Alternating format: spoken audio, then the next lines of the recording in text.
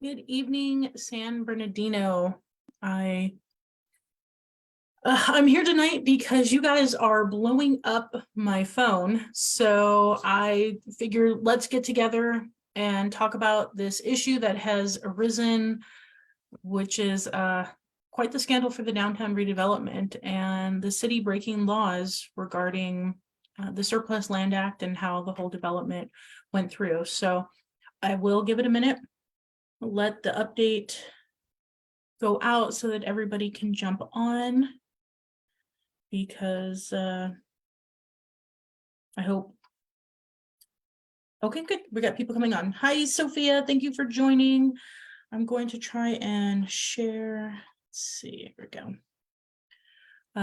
If you can share this out, I think it's great for people. I mean, everybody's asking, right? So I want to try to make this as streamlined as possible. There's a lot of information that honestly I didn't know I had until I realized I have it.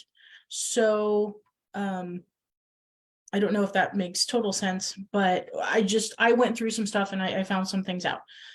So here we go. I'm just sending one more notice out. Okay.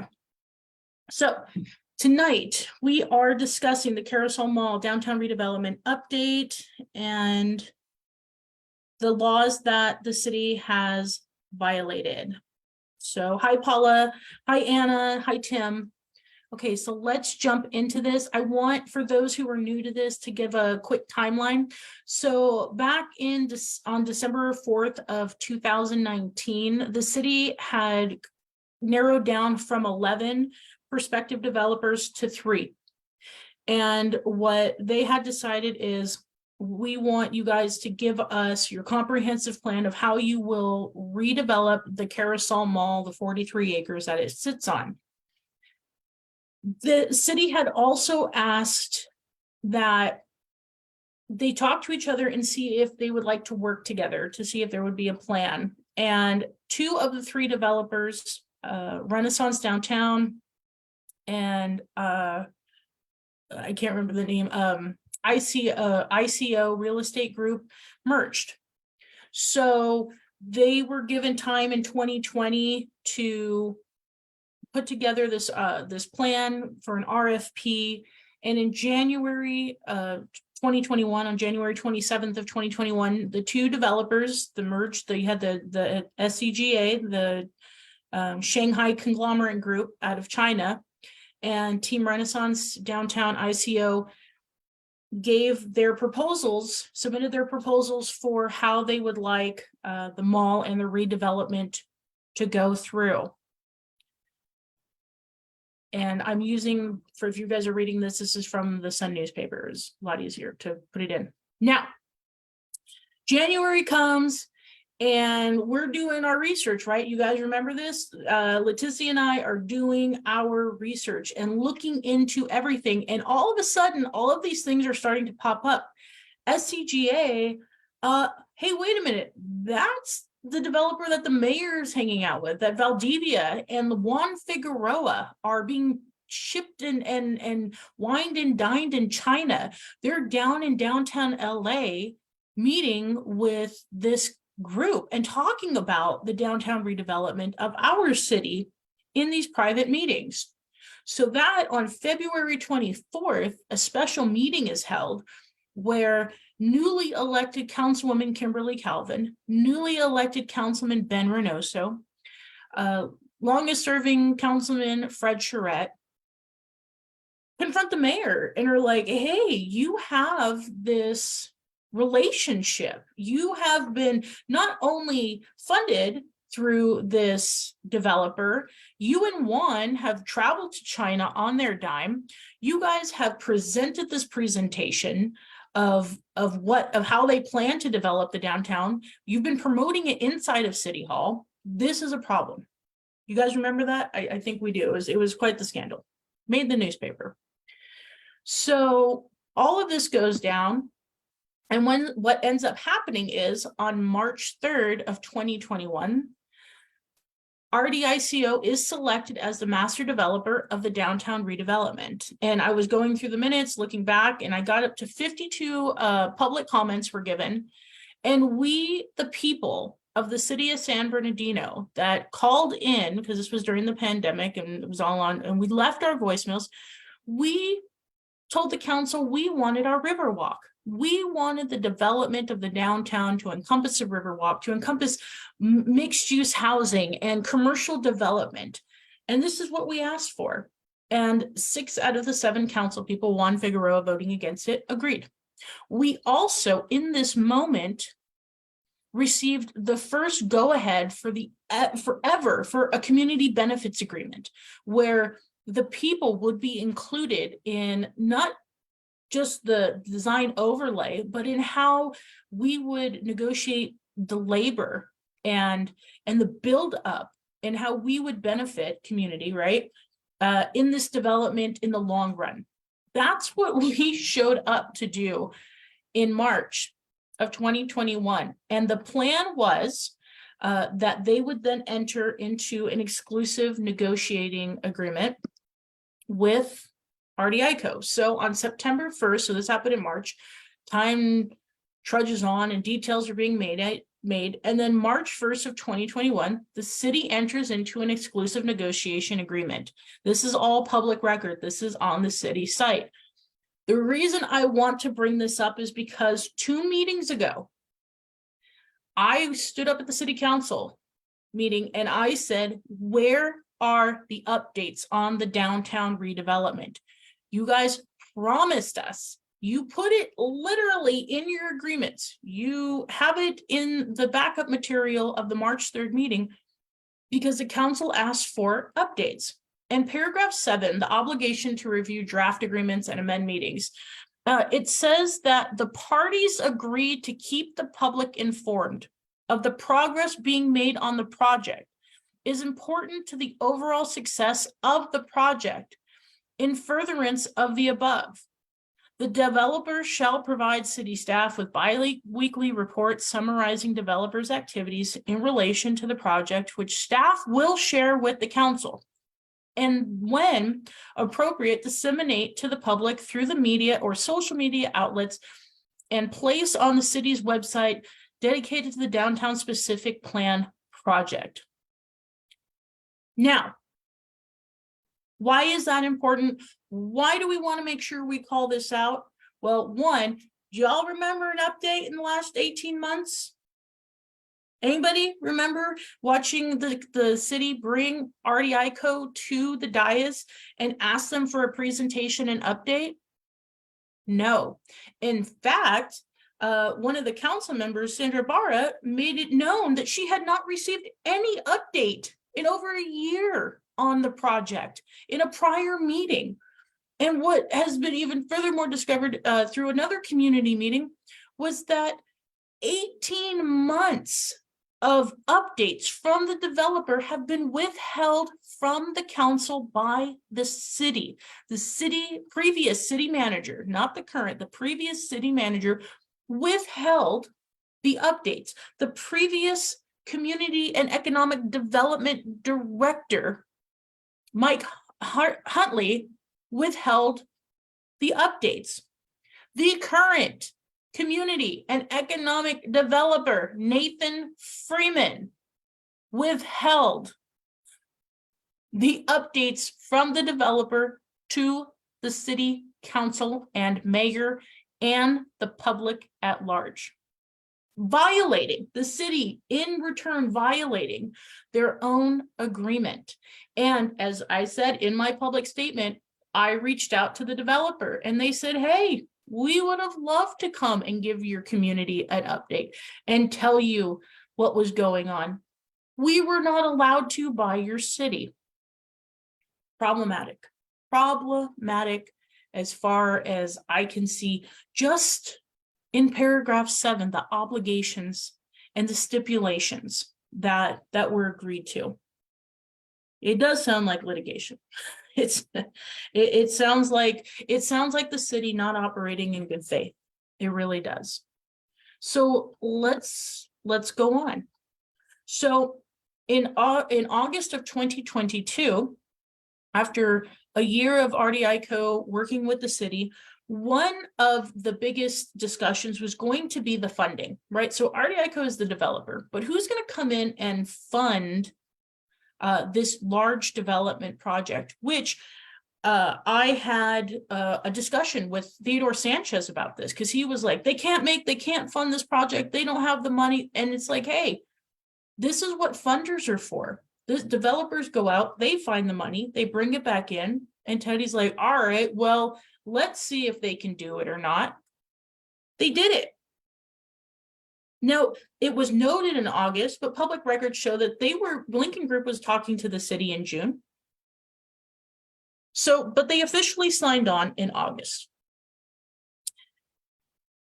In less than 60 days, the Lincoln Group pulls out. The Lincoln Group, working with Nathan Freeman and Rob Field, pull out of this development.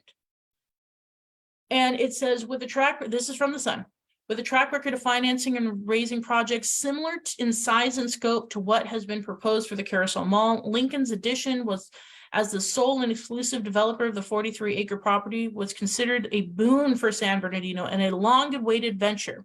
Renaissance Downtown USA and ICO Real Estate Group were to become silent partners in the deal as a result. So let's make this very clear. RDICO did not walk away from the project. RDICO did not give up the project. They brought the funder, they brought the money, and they said, you guys will take the lead and we will become the silent partners on this development project. That's how they worked it out. Everybody's excited, according to the Lincoln Group's senior vice president. The council agrees. And then Friday, October 14th, they're out. August 3rd, October 14th. And we all heard what they said, right? Or what they put out in the public statement. It's the economy. We didn't know that we were going to have an economic downturn 30 days ago. Like, get out. This is a multi-million, if not billion-dollar funded corporation that goes out and invests all over the country. And we're expected to believe that they didn't do any financial forecasting in the economy. No, absolutely not. That's what we're not going to believe. Because as we know, months later, the truth has reared its ugly head. But I didn't know what I knew then what I know now. And I'll explain to you what that means. So in November, about 2.5 weeks after Lincoln Group pulls out, I'm starting to hear rumors. There's something going on with the SLA. It's not the economy, it's the SLA. I'm like, why does the Surplus Land Act, why is there any problem? I don't understand. What would the Surplus Land Act have to do with the economy? Well, it doesn't. It's two completely separate issues. Completely. So what is the Surplus Land Act? For those that are like, I don't know what this is. So the Surplus Land Act is a right of first refusal law that requires all local agencies like us to offer surplus for sale land or lease to affordable home developers and certain other entities before selling or leasing land to any other individual or entity. So sum it up, if the government is going to sell land, the state requires, the Housing and Community Development Department of California requires that we first put the land out for bid, or first put the land out to receive proposals from developers that build affordable homes. Okay. Now, with that, we are to take the RFPs from anybody that wants to build and entertain that. We have to, in good faith, look at their proposals, look at our needs and what we're looking for, what we want in the development, and either say yes or no. But that's 90 days. You have 90 days. You have to do that process. Well, we knew this wasn't new information, that the city didn't do that first. The city didn't go out for the surplus land. And I'll tell you how I knew that. So I'm here. I was in a meeting. I was in a meeting with just SB for SB and Just SB. They were holding a development meeting and talking about the Surplus Land Act. And one of the things they said is, well, a part of the CBA is we have the ability to really go towards the city because they violated the Surplus Land Act and we know it. And I'm like, well, if you violated the Surplus Land Act, why aren't we fixing this? Why, well, we're just not going to say anything. Well, okay, all right, well, what do you go get a lawyer? I mean, why are we trying to hold the city up on a super great development if you know they didn't do it right? Nothing ever came of it. In fact, they weren't too pleased by the questions. So I'm hearing this in November of 2022. And I do what I do. I did a public records request. I said, well, if I'm hearing that there are issues circulating in the city about the Surplus Land Act that I heard originally, all the city, it was never signed off on, we never got approval. Well, I did it. I said, I asked for all correspondences and certificates to and from the state of California and city regarding the Carousel Mall property and Surplus Land Act, the application status, approval, compliance from January of 2021 through present. And I did this on 11/14 of 2022. Now, I received this on December 8th of 2022. This was before you couldn't get public records requests back. So I received a bunch of attachments. I'll share them separately because it's a lot. I really want to stick to the ones that I think are pertinent to this conversation. So I get all of these. Now, I've looked at them. I've read them. Okay. May 20th, there's a correspondence from Stephanie Sanchez. And she says, pursuant to the provisions of the SLA, the San Bernardino hereby notifies those entities designated in the GC section, blah, blah, blah, of the Act of Availability for Lease and Purchase. So, okay, we did award on May 3rd, but now we're going to fix this. We're going to put this out to affordable housing developers and give them the opportunity to bid. Give them the opportunity to put together a proposal for their own development of affordable housing. I don't see anything wrong here. Then Kathleen, another memo from Stephanie Sanchez to Kathleen Robles. It's a confirmation. This shall confirm that consistent with the resolution 2021-116 of May 19th, the notice of availability of surplus act for the Carousel Mall located at 295 Carousel Mall, something was distributed by the Community and Economic Development to the designated local agencies of housing sponsors. Nothing wrong here. Okay, you did your due diligence, and they also sent me the disposition summary. So I'm looking at the questions. On what day was the land declared surplus? 5/19 of 2021. Okay. On what day was the notice of availability sent? On 5/20. The next day they sent it. They put it out. Okay, you guys, if you want to bid, you can. By September 30th of 2019, did the local agency dispose of the surplus land site? No, we still have it. We're bidding on it right now.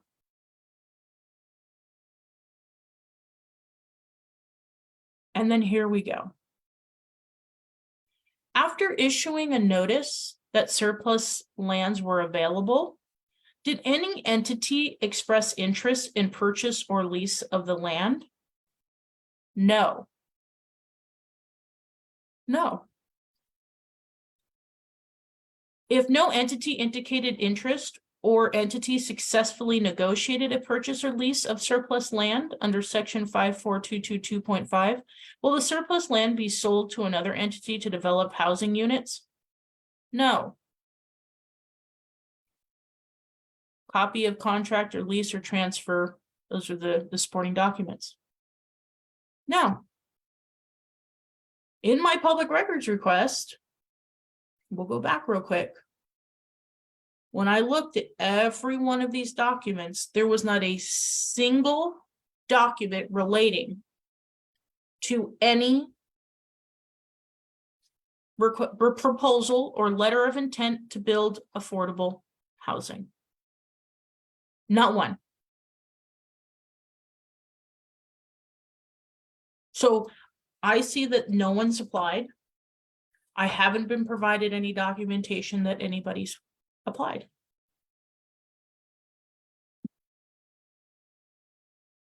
Now, in preparing for tonight, I started Googling around. I started doing my research, making sure I have everything, because yesterday a notice, or not a notice, but an entire story went out about how the city of San Bernardino violated the laws.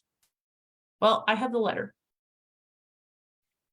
So let's look at this notice of violation. If this kicks me back, I will go right back to it. So just give me 1 minute. Remember, we're having issues with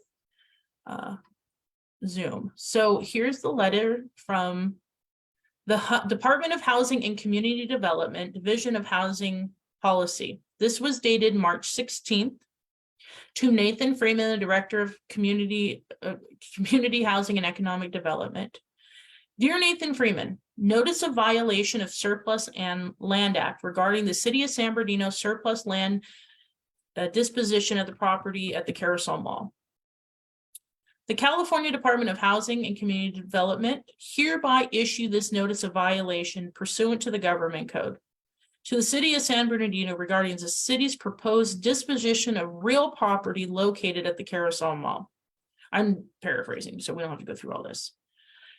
HCD must notify a city if HCD finds that the city has taken an action in violation of the Surplus Land Act. HDC may notify the California Office of the Attorney General that a city is in violation of the SLA. In this instance, the Attorney General has been made aware and assisted with HCD's investigation. So here we go. Under the Government Code, the city has 60 days from the notice of this violation to cure or correct the violations noted herein. If the city does not cure or correct all such violations by May 15th, 2023, and elects to proceed with the disposition of the real property, it will further violate the SLA's disposition and affordability requirements and be subject to assessment of a penalty. A local agency disposing of land in violation of the SLA is liable for penalties equaling 30% of the sale price for the first violation and 50% of each subsequent violation. Y'all got 30% of the land value in our taxes to give away? Because I know I don't. So here we go. Let's look at what the city did. On August 5th of 2021, HCD received documentation from the city for the purposes of processing the disposition of the property under the Government Code. On September 2nd, 2021, HCD issued a letter to the city approving the disposition based on the information and documentation provided by the city. HCD recently received information that the disposition documentation submitted to HCD by the city was incomplete and in places inaccurate. So here's what I want to tell you right now. From that, what I'm going to tell you, someone dropped the dime on the city. Somebody Who knew this entire time? Drop the dime on the city. Do they know how to do their job? Is it a lack of knowledge, or is it they just don't care? Amy, I'm going to make a very bold comment right here. This was done purposefully. This was done intentionally. This is absolute corruption in its greatest form. To withhold, because remember, I did a public records request, so we're going to talk about that. They withheld public information, not only from the public, but from the state of California. So violation number one, who pays for these violations? We do. Taxpayers. Yes, Gina, I'm sorry, I'm not getting all of your public comments. We pay for everything. It comes out of our tax-paying dollars. So violation number one, the city failed to provide at least 90 days of good faith negotiations to all entities that submitted notices of interest in violation of the government code. So that's the first violation. That not only did they receive the request, they didn't provide at least 90 days of good faith.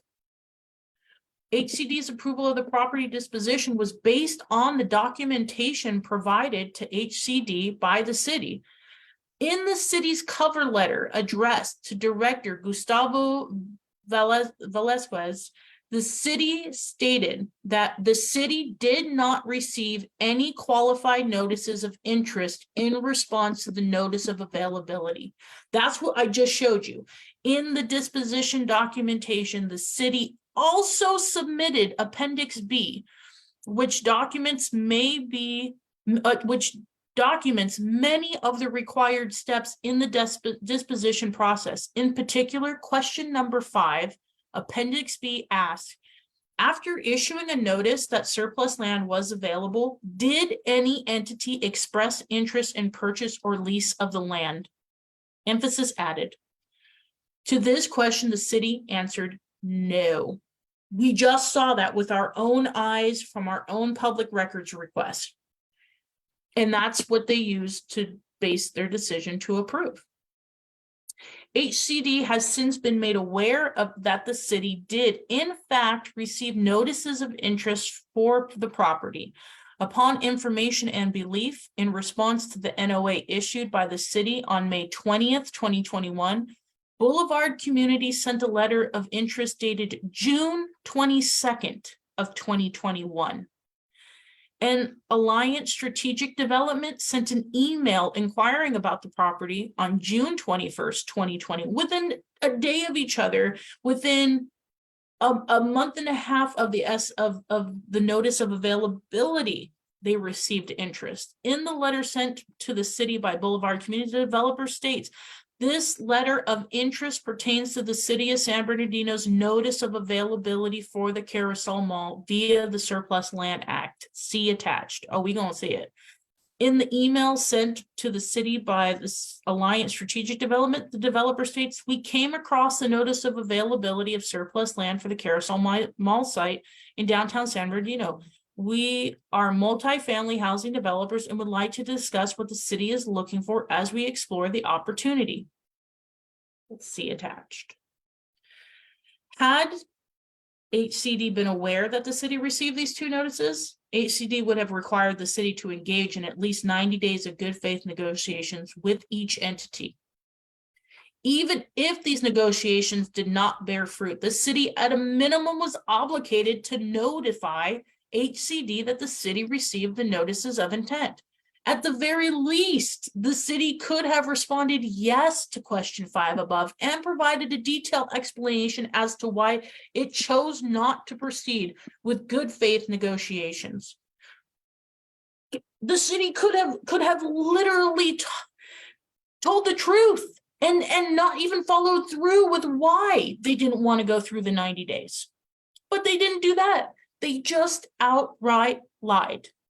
By failing to engage in at least 90 days of good faith negotiations with Boulevard Communities or Alliance Strategic Development, And by failing to notify HCD of those notices of interest, the city violated the government code. The second violation, the city negotiated with prospective developers and selected a developer prior to issuing the notice of availability of surplus land in violation with the government code. Here's what gets me about this. This is a requirement. Now we know, right? I just went through the timeline. We're all out here. We're supporting. We're watching multiple meetings over 2 years go on in our city to go out for an RFP, to have developers merge, to bring together new proposals, to fight one of the developers for pay to play, to have our council choose a developer, only to be told, you guys violated the law. And my question is, at what time did BB&K, our city attorneys, think it was going to be a good idea to say, hey, you guys, you should probably stop this because you're breaking the law and you're paying us millions of dollars a year to tell you that? Where was BB&K in this? We're expending $10 million a year out of our budget every year for legal advice, and nobody could stop and say you're violating the Surplus Land Act. They hired Robert Field out of the county of San Bernardino because he was an economic developer. They brought Nathan Freeman over here out of the city of Riverside because he was an economic development manager, and nobody knows the SLA laws. Nathan went to an entire community meeting over here in the 7th Ward and talked about all of his success with selling city land in Riverside and how that was going to be the new success of the city of San Bernardino. And in the year he's been here, he didn't know we violated the law with the largest development to come to our city in 25 years. Okay. Based on the publicly available documents on the city's website, it is evident that the city negotiated with at least one prospective developer before the city declared the property surplus. So we violated that. We went out of our way. Violation number 3.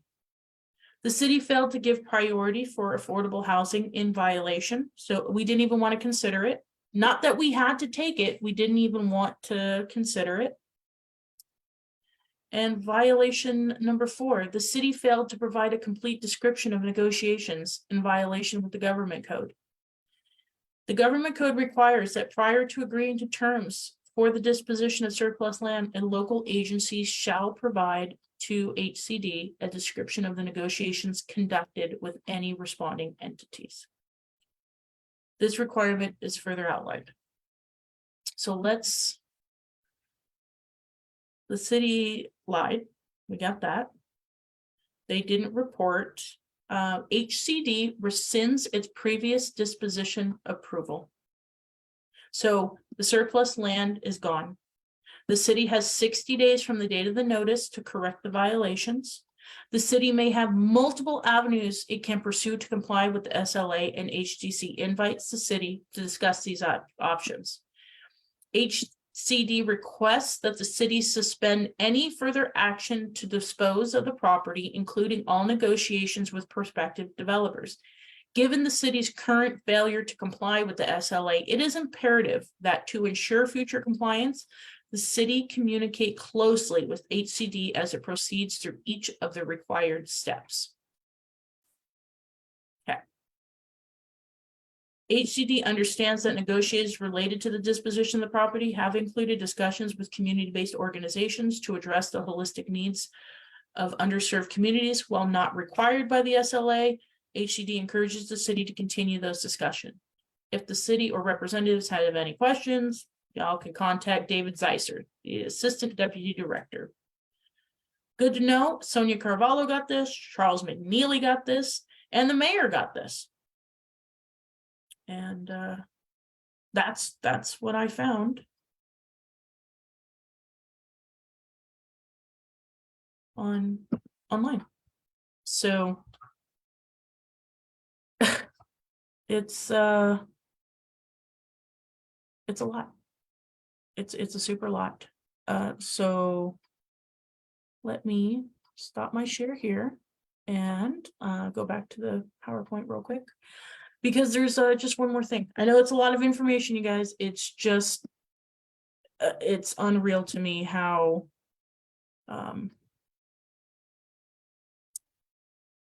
we got here. So let me take us back to where we were. So my thoughts, our power. What I'm going to tell you is just this. Again, I reached out to RDICO and talked to a representative. They, after hearing this information, they are far from done. They do not want to give up on our city, nor do they want to give up on this project. They are still in this. Regardless of what the city has to get done, RDICO is still with our city, which for me is huge. Because this is what we asked, this is what we wanted, and they have done everything in their power to comply with every ask the city has given them. They have given the updates the city withheld. They brought the financial funders, the city scared them off with their lies. They have asked to speak to the community and they have been told no. They have spent millions of dollars of their own money on this project, only to find out that the city lied on their own application. In going through, like I said, we showed up as a community, and what if you still believe like I do that this project should go through, that we should not have to start over, that no greedy politician should be allowed to bring in their own developer coming forward, then what I ask you to do is show up at the April meeting. Come to the council meeting at 7 p.m. on April 5th and tell them that we want RDICO to remain the developer, because there's no requirement for us to get rid of RDICO. And that's why I wanted to share the letter, because it doesn't say you have to completely withdraw any proposals. You're not allowed to move forward.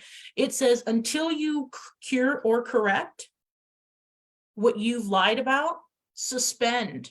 And in the ENA, because the ENA is a big thing, what I've read is that they have to, when the cities do anything, they have to suspend the contract.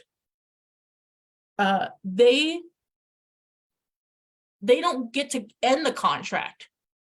So right now, as HCD says, suspend the contract, but that doesn't mean the time clock runs out on RDICO. That means that it's paused. And when the city pulls their stuff together, then we reconvene with RDICO and they get to move forward. And if that's 90, 120 days, whatever that is, we have that commitment that they still want to move forward with us. Because if not, if the city tries to pull some shenanigans, how many of us would not even not comprehend the thought that the type of litigation that we're going to see?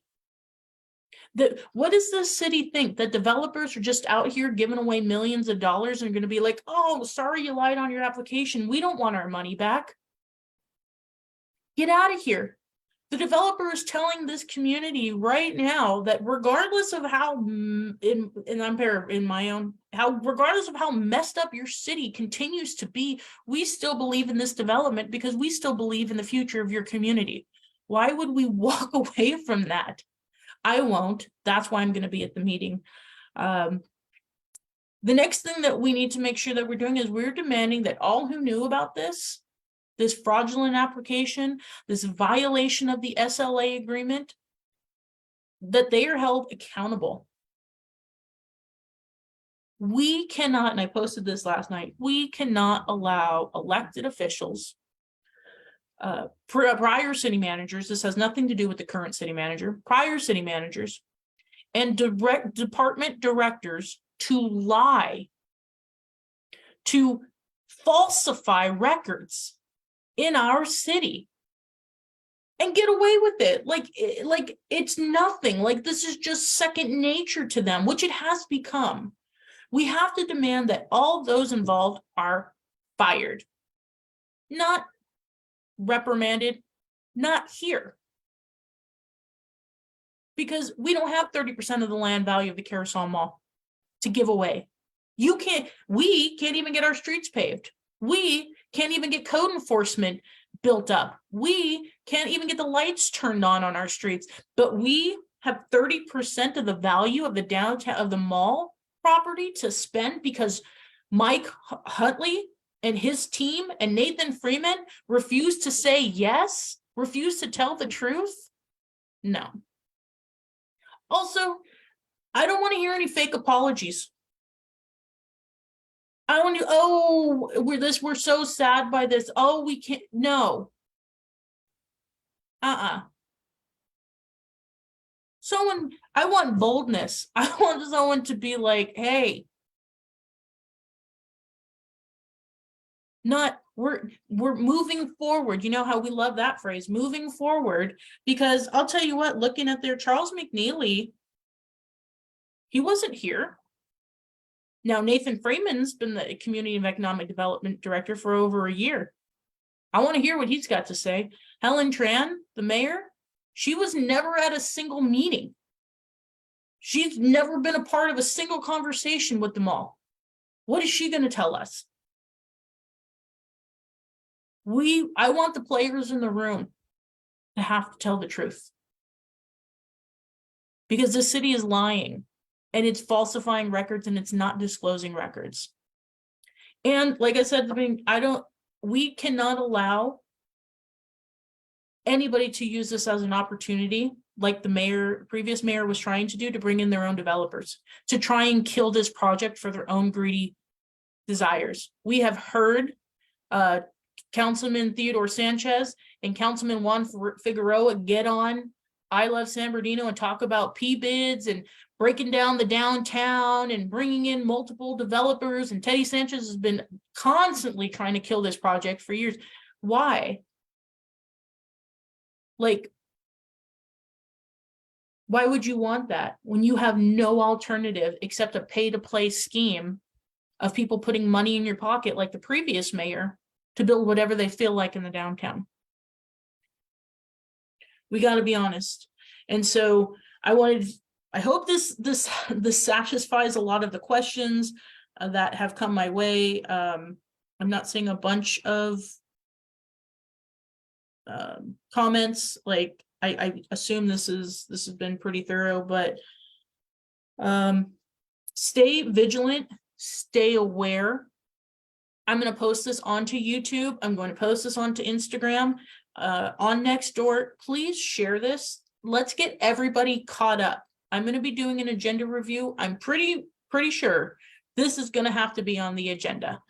And I'm going to put the letter public so everybody has access to the letter, even though, and I'm going to put the public records request I received from the SLA publicly on my page. So everybody can read it and everybody can have access to it. So thank you guys so much. I appreciate you reaching out. I appreciate you watching tonight. This is a part of making sure that we are engaged, we are educating ourselves, and we are empowering our community to do what is right for us. So I hope you guys have a super great night, and this development's not going anywhere because we aren't going anywhere. So thank you guys so much. If you have any extra questions or concerns, just put them in the chat and I will get back to you. So thank you. Good night.